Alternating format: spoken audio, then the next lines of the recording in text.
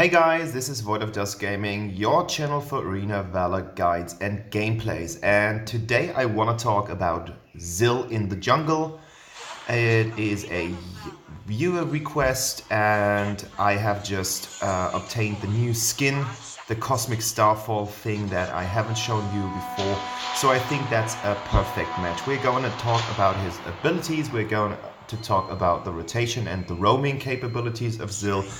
And I would like to talk about some things about Zill in general, because I think he plays a little bit different than the other junglers, especially because I have the feeling that he gets better the longer the game goes and the more farm he has. He's not one of those early burst heroes such as Quillen or Zenith, for example, who can burst you down in the first couple of minutes immediately after they started the fight. So let's talk about abilities first and the combo that I would recommend you to use if you are willing to get Zill as a jungler.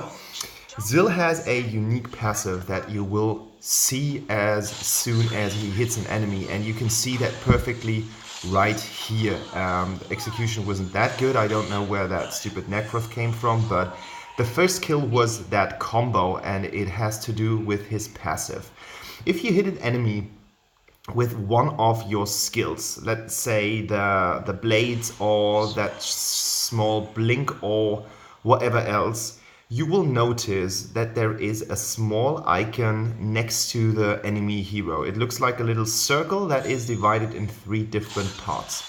You won't see that in the monsters, like the monsters don't get that in the jungle, but you can still see that the passive works here as well. So what's going to happen with your passive? You are stacking up your passive with your abilities like 3 times, 1, 2, 3, and afterwards, as soon as you hit an enemy, your passive procs. That means your passive is activated, and with that the enemy does not only get more damage but is also slowed while doing so. That's the most important thing about the passive. Here in this situation, I just wanted to interrupt myself, as I have seen that the Necroth has been killed by our Gildur. I just took the opportunity, I took the bull by its horns and killed the Abyssal Dragon, because I knew it's going to be not contested by the enemy jungler, and that's how you should make decisions. Like, pay attention to the map, pay attention to what's going on, and if you are able to steal or to get some of the important objectives. And the Abyssal Dragon is a really important thing because your whole team gets gold. So that was the intention here. So let's get back to the abilities and let's talk about the abilities that you can actually unlock. Now, you have seen me throwing these blades that I can't use at the moment because I'm short on mana. There's nothing that I can do for the L'Oreal here, as I haven't any mana. I can't go in. And look at that here, those are the blades. They will damage the enemy when they hit him the first time. The enemy also will be slowed, and then they will get back to you, and that's gonna happen into the direction that you are positioned, which means you can throw them in one direction, blink, like use a small teleport here, and the blades will go into the direction that you teleported. That is just important for you to know. They are not flying back to the point of origin where you threw them away. So they hit him for damage and slow him once, and they hit him for damage twice. That's like the double effect that you see with the blades. Those blades, if they hit an enemy 2 times, you will get 2 stacks for your passive stack. That's important for you to know as well. And then you have the second ability, that's your gap closer, that's your escape tool. It's called Blink, and it works like a little flicker. Like, you are moved to the teleporting position where you want to teleport to, and you will spin around, dealing some damage. And that ability also procs your passive, and that's the great thing about it. So my combo that I would always use would be blink in, deal damage, throw, as I have done here, throw your 2 blades, And then afterwards, the cool thing is then, if you hit the enemy after you've blinked in through your stuff and attacked him, your blink will be reset. That's like the third thing about your passive. As soon as you have the 3 things up, hit with the passive and boom, there you go. And hit the enemy with a normal attack, like one of the auto attacks. Don't look at that, like, oh my god, that was so stupid. Your ability blink will be refreshed and you can use it immediately, which makes it a great tool to blink in, throw the things, hit the enemy, dash out. That's like the poke system that you can do. And why I always would blink in is the first thing is you are closing the gap because you want to go to the squishy targets such as the marksman, the AD carries, or the mages. That's like your main target because you do most damage to them. You want them to be dead because they do the most harm to your team. Like that's like the first objective in a team fight. The second thing why I would blink in and through my blades afterwards is that you get the slow effect after you hit the enemy for the first time. So if you throw your blades first and move in second with your blink, the slow effect will already be gone, which makes it difficult for you to follow up. Look at that. That was such a lucky thing.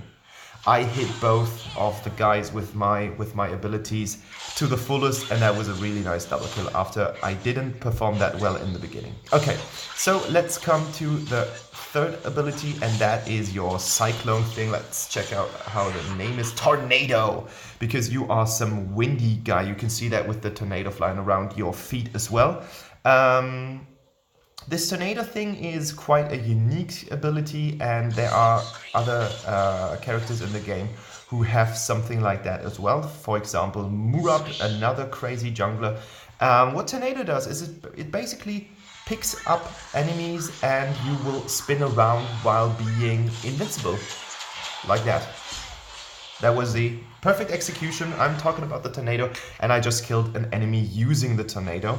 And yeah, that's about that. Like, let me check out, blah blah blah blah blah.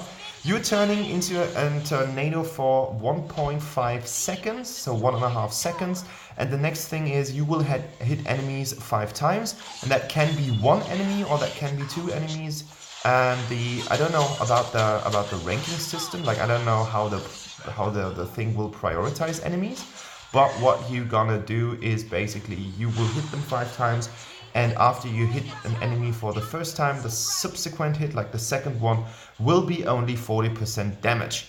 And that is basically it. So you are, if you want to become a really good Zill jungler, and I'm not the best Zill jungler obviously in the game, because otherwise I would be Conqueror or Master rank. What you want to do is just manage your passive. That's like the most important thing. You need to stack up the passive. You need to get the third stack, hit with an auto attack, and then afterwards proc that passive, because it will slow the enemy, it will deal damage to the enemy, and it will also be something that refreshes your blink, making you able to get out of the fight if you have just jumped into the fray, dealing damage. Here I used the blade thing for the second time after, and blinked afterwards, just because I wanted to get into Narcroft's range because he was that far away. Like that's another tweak, but you have to use it and you have to play around with it in order to know when you are going to throw your blades and to know when you are blinking in first. That's just something that you need to experience while being in game. And that's basically about it if it comes to combos and stuff. So let's talk about the possibilities that Zill has and his main, I would say, like the not the meta, but his performance. Because I had the luck that there was someone standing there. That was really stupid. But I am able to get those guys with my team as well. I just have the feeling like this game went really, really well. I was able to score a lot of kills in the beginning, like 10 kills in under 10 minutes. That's quite good. you are not always that lucky. Like, it comes to the point where the enemies were positioning somehow unfortunate. I had a double kill, killing Necroth and Tulin very early, and you won't always be that lucky. And I just have the feeling that Zill has great potential, but he is a ramp up hero, but which means you won't be that strong in the beginning. As I said in the beginning of the video, you are not one of those crazy burst heroes such as, let's say, Xanath. I don't know why I ulted here. Like, that completely threw me into the tower range. You're not a Xanath, you're not a Quillen. You are dealing damage, but as you are a mage, so you have this hybrid thing, dealing damage through your auto attacks and dealing damage through your abilities as well. It's kind of like a hybrid thing, and I just realized that I have to be careful in the beginning, because from the other jungle heroes, like the stronger ones that I play, like the strong ones in the beginning, I overestimate myself a couple of times, because you are quite mobile. Abilities look really cool. Like, I really like that new skin, for example. But you have to be careful. Zill in the beginning feels more like a poke hero and not really like a tank assassin hero that can go in and easily snack off a couple of kills. So I would just advise to play a more careful jungler than you are usually doing. I don't think that he is that balanced. I mean, every hero is really strong if you are able to get early kills and a couple of assists, which means you have to be careful a bit in the beginning and just play on the more careful side. I think you will benefit from that if you can actually pull off some kills via doing that, 3-4 kills, and then you're good to go. So you need some items and you need some farm before really going into the fray. And as you are an assassin, of course you are not tanky. Like, you're not supposed to go in for your team and soak up the damage.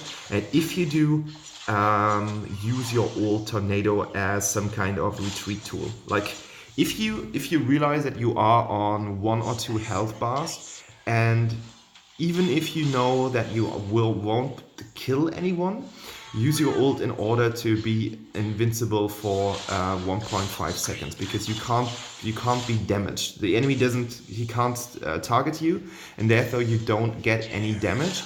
And that's really important about your ult, even if there's some global effect like Akaadi's Venom or Maganga's stuff or something like that. Like, you can't be targeted while doing so. Hence,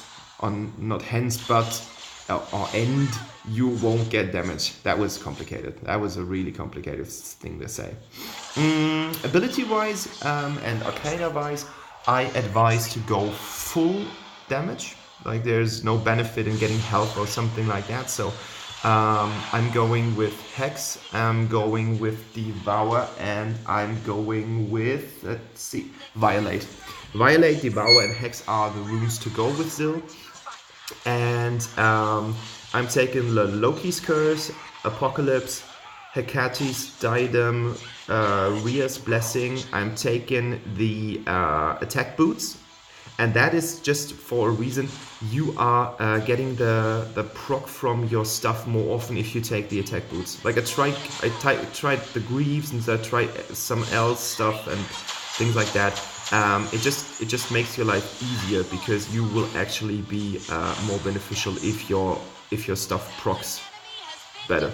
It might just be some personal stuff. I don't know about that. Like, you will see the full build right now, but that's just something that I recommend. And I'm taking the Staff of Zill just in order to get through the armor if the enemy has some armor, and it's cooldown reduction as well. And cooldown reduction is a great friend of yours. Yeah, like, if you can actually get a lot of cooldown reduction, that is going to be really good for you. So yeah, if you want to see more videos like that, like, I'm doing a couple of guides at the moment, because I just feel that you guys out there really like that stuff of content. So if you like that, just hit the subscribe button, and you will be able to watch everything. Yeah, here you go. That's the build. 23.5% damage. I'm Void of Dusk Gaming, and I wish you a wonderful day. Thanks for watching, guys. Bye bye.